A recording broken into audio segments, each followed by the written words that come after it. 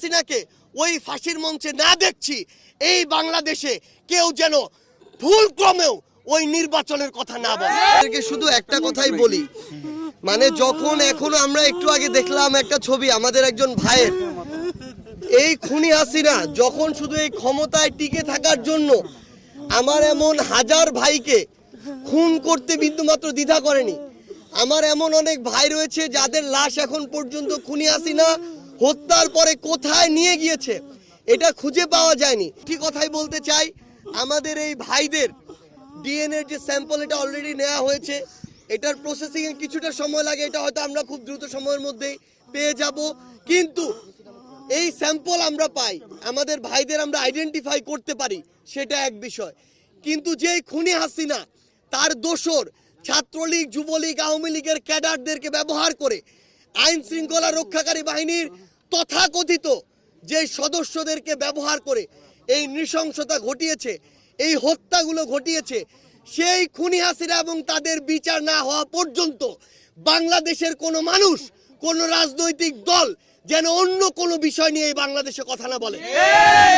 আগে খুনি হাসিনার বিচার হতে হবে, আগে খুনগুলোর, এই হত্যাগুলোর বিচার হতে হবে, তারপরে বাংলাদেশ অন্য কোনো কিছু চিন্তা করবে। আমরা এই সরকারকে আমাদের জায়গা থেকে অনেকবার বলেছি, এই সরকারের দুইটা বিভাগের কাজ শুধু কাজের জন্য কাজ না, এটা তাদের রক্তের উপরে দাঁড়িয়ে যে দায়বদ্ধতা নিয়েছে, এই দায়বদ্ধতার জন্য কাজ।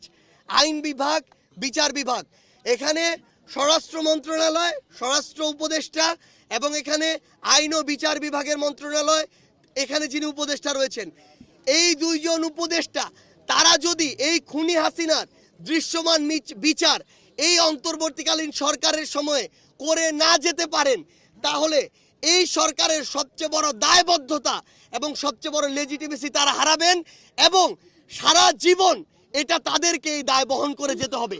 কিন্তু আমরা স্পষ্ট করে একটা কথা বলি, দায় বহন করে যাওয়ার মধ্যে সব শেষ না। এই বিচার এই অন্তর্বর্তীকালীন সরকারের সময় করতে হবে এবং যে সময়টুকু এই সরকারের আছে, নির্বাচনের আগেই খুনি হাসিনাকে বাংলাদেশে নিয়ে এসে ফাঁসির মঞ্চে নিতে হবে। যতদিন না আমরা খুনি হাসিনাকে ওই ফাঁসির মঞ্চে না দেখছি, এই বাংলাদেশে কেউ যেন ভুল ক্রমেও ওই নির্বাচনের কথা না বলে।